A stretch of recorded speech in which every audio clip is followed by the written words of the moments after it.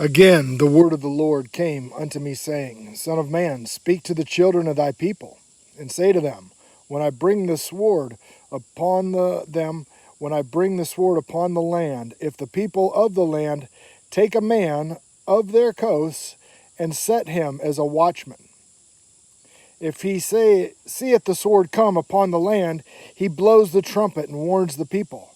Then whoever heareth the sound of the trumpet taketh not warning, if the sword come and take him away, his blood shall be upon his own head. All right, verse 5. He heard the sound of the trumpet and took not the warning. The blood shall be upon him. But he that taketh the warning shall deliver his soul. Okay, so what he's warning against is our actions, our sin. But if that watchman see the sword come and blow not the trumpet, the people be not warned, if the sword come, take any person from among them, and he has taken his iniquity, but his blood I will require at the watchman's hands. Okay? So, thou son of man, I have set upon thee a watchman unto the house of Israel. Therefore thou shalt hear them at my word, and warn them from me. When thou say unto the wicked, O man, thou shalt surely die, if thou dost not speak to warn the wicked from his ways, that the wicked man shall die in his iniquity, but his blood I will require at thine hand. So if you do not warn your brother, the blood will be required at thine hand. Okay, let's check this out and see where we've heard this before. Okay, it's about loving thy brother as thyself. Okay, Leviticus 19 verse 15, thou shalt do no unrighteous judgment. Okay, and do not respect of persons.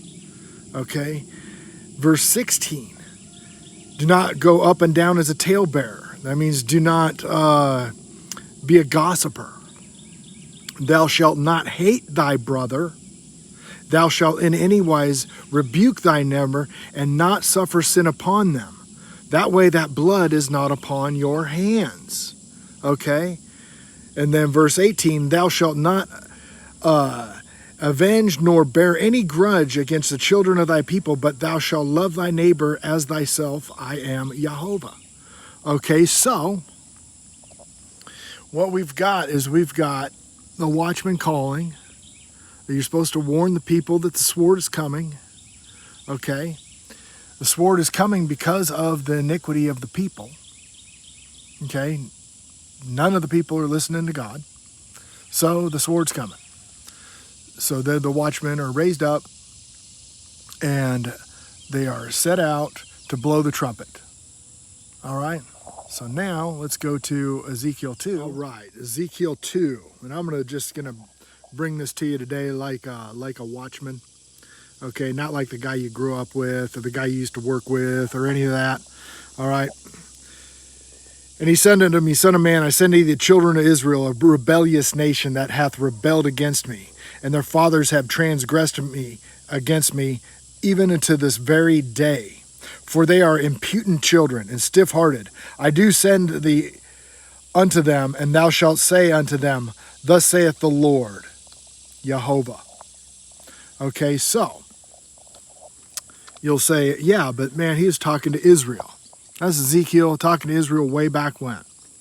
Okay, Ephesians 2:12. At that time you were without the Messiah, being aliens from the commonwealth of Israel, and strangers from the covenants of promise, having no hope, and without God in the world. So now that we're able to be grafted in to the house of Israel, okay, 2 Kings, verse 17, the Assyrians come and scatter the house of Israel for exactly what we're doing right now. Exactly how they lived back then, spiritually, exactly, okay? Sure, it looks different because everything looks different today than it did back then, Okay? They had Asherahs back then. We have Christmas trees. Okay? We have Easter sunrise service. Okay? They were bringing children to ball. But they were both done on the equinox. They were both done on the winter solstice. Okay? Neither of which has anything to do with Jehovah. Zero. You cannot mix the cup of devils with something that's holy. Okay? So, when he is warning Israel, the house of Israel, and we're going into end times prophecy, he raises up watchmen to bring forth his gospel, the gospel of the refreshing, that nobody is bringing, because they are stiff-hearted, imputed children. For whether they hear or whether they forbear, yet they shall know that there has been a prophet among them. Okay? I'm not a prophet, but we are called to take the words of the prophet to the people. And thou art, son of man, be not afraid of them, neither be afraid of their words. Through briars and thorns, which is an Indian in the Bible for covetousness and covetous people, be with thee, and thou dost do well among scorpions. Be not afraid of their words, nor dismayed at their looks, for they are a rebellious house. And thou speak my words unto them, whether they will hear or whether they are forbear, for they are most rebellious. But thou, son of man, hear what I say unto thee. Be not rebellious like that rebellious house. Open thy mouth and eat, and I will give thee. Okay? Because what? He feeds us with his bread, his daily bread. Okay.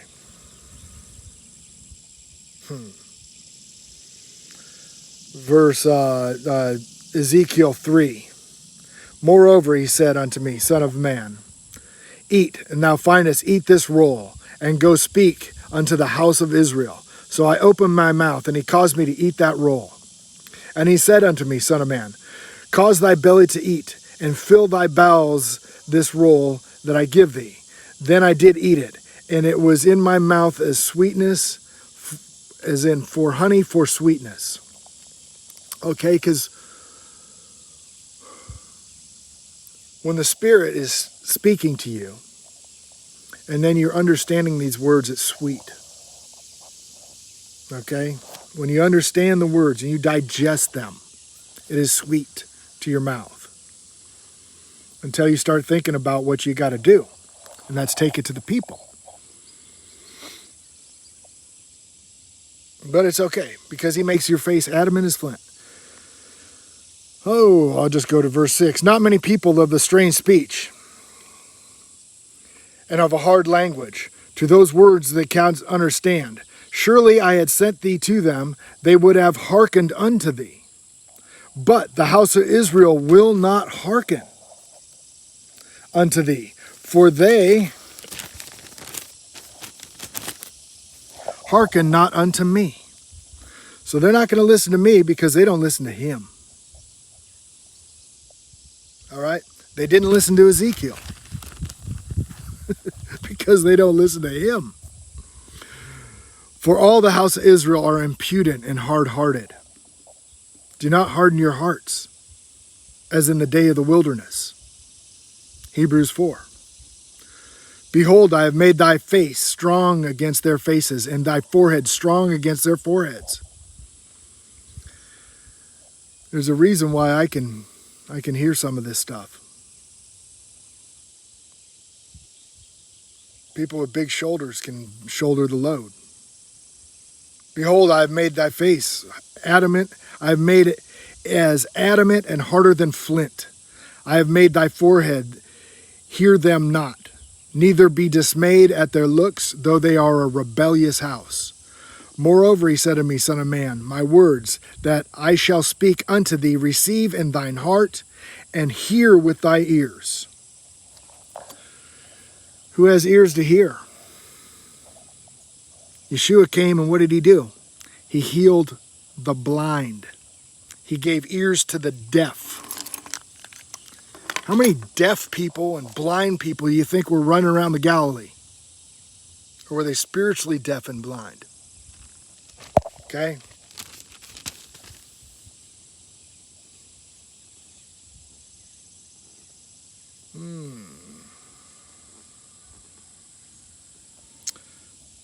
All right, and it came to pass at the end of 7 days, when the word of the Lord came unto me, saying, Son of man, I have made thee a watchman unto the house of Israel.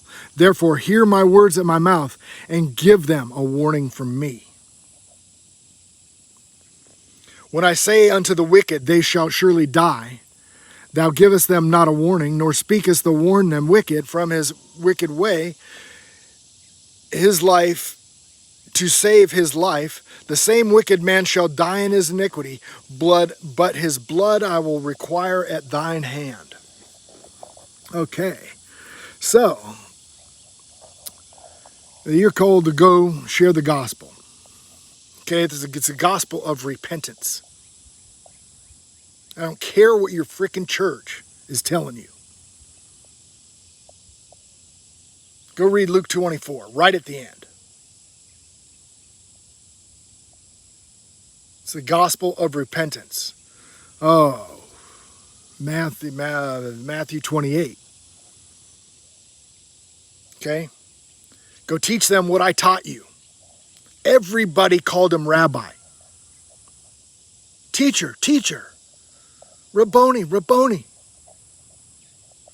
What was he teaching?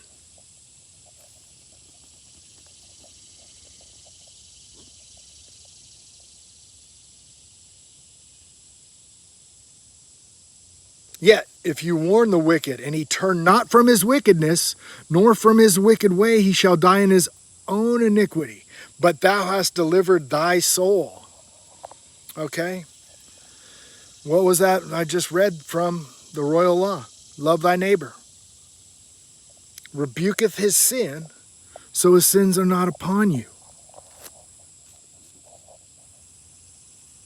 Okay? Again, when a righteous man doth turn from his righteousness and commit iniquity, and I lay a stumbling block before him, he shall die, because thou hast not given him warning.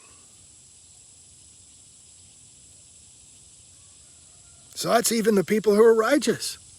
You got to warn them, because guess what? They don't know. People don't know. They have no knowledge of God. In this time, people's knowledge of God is horrible. It's absolutely horrible. I've been there. I've been there. It takes a lot of reading and a lot of diligence. And right now, nobody has the time. People flat out tell me, I don't have the time to read all this stuff. I get it.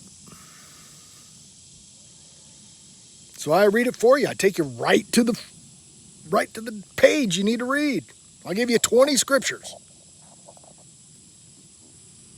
And you throw it right back in my face.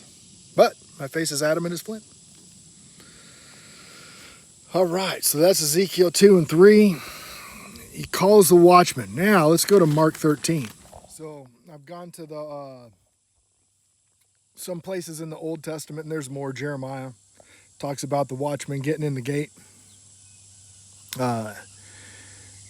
The end of Job, Job 29, I believe, he talks about being his seat at the gate. And how when he was seated at the gate, people did not want to approach him. And the princes avoided him, and the people avoided him. Why? Because Job was at the gate, rebuking sin from his brothers, loving his brothers. Okay? Now, I'm going to Mark 13. This is all red letter stuff. This is kind of the same account as that Matthew 24. But in those days, the tribulation, and the sun shall be darkened, and all the moon shall not give her light. And the stars of the heaven shall fall, and the powers that are in heaven shall be shaken. And when they see the Son of Man coming in the clouds with a great power and glory, and they shall send his angels, and they shall gather together his elect from the four winds and from the uttermost parts of heaven. Okay? A lot of people think that they are going to be raptured up. Okay? But his elect have a certain attributes that none of the church today has. Now learn of the parable of the fig tree and her branch. Yet another tender hath put forth the leaves, that ye know that summer is near. So we're talking about a springtime event. So in ye like manner ye shall know these things come to pass, and know that it is nigh, even at the doors. Verily I say unto you, this generation shall not pass. And this generation is him saying the generation of God's wrath. Till all these things be done.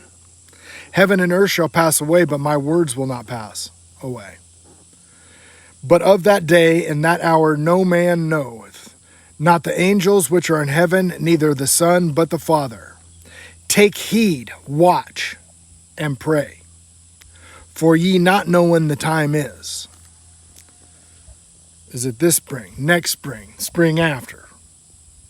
Everybody should have been watching from the get-go.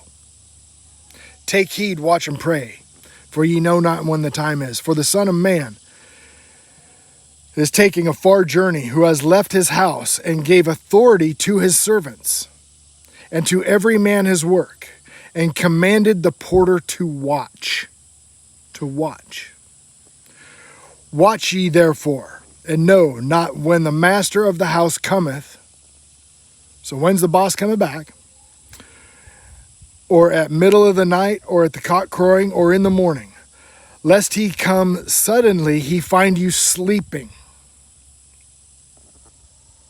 And what I say unto you, I say unto all, watch. So we are all to be watching. Okay? And we just went through what the watching is. It's the rebuking of the sin. Okay? He tells the Pharisees, I've not come for the righteous, but for the sinner. Because the Pharisees weren't going to hear him. Okay? Yeah, you're righteous, dude. You don't want to hear it? He goes on to tell him, you're of your father the devil. He says, the next time you'll see me, I'll be coming on a cloud. You'll see me coming in a cloud. So they would have known, right, to go back to Isaiah and Ezekiel. Okay? Those are strong words to people who understand the prophets. All right? So watch ye therefore. So we don't know when he's coming, but we're all called to watch.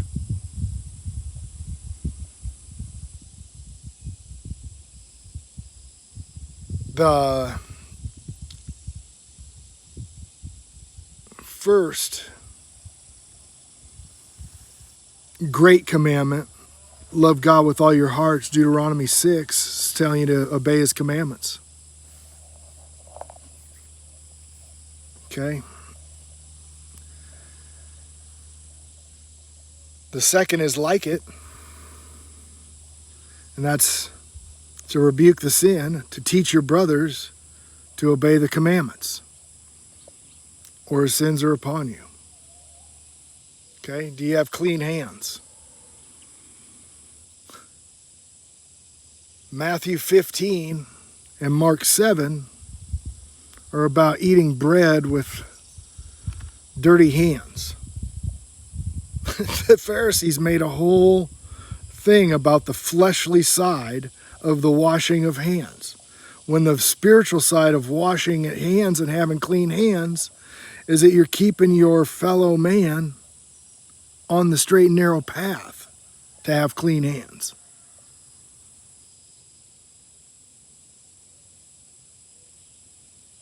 Yeah, I don't know when it's coming, but it's coming. It's not just the signs, attributing things in the news to prophecy. It's attributing how people act. How people act is in prophecy. And let me tell you, when you give this word, people act exactly like the book says. At the end times, people will not endure sound doctrine. They will heap to themselves teachers because they have itching ears. Prophesize us smooth things. Tell us not the hard things. Tell us the smooth things. All right? Reason why I'm giving it to you like this is because I love you.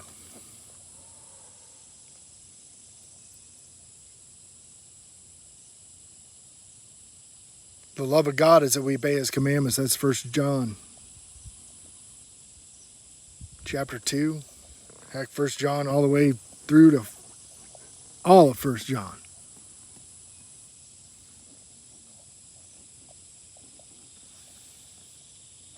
If you love him, obey his commandments. John 14, verse 15.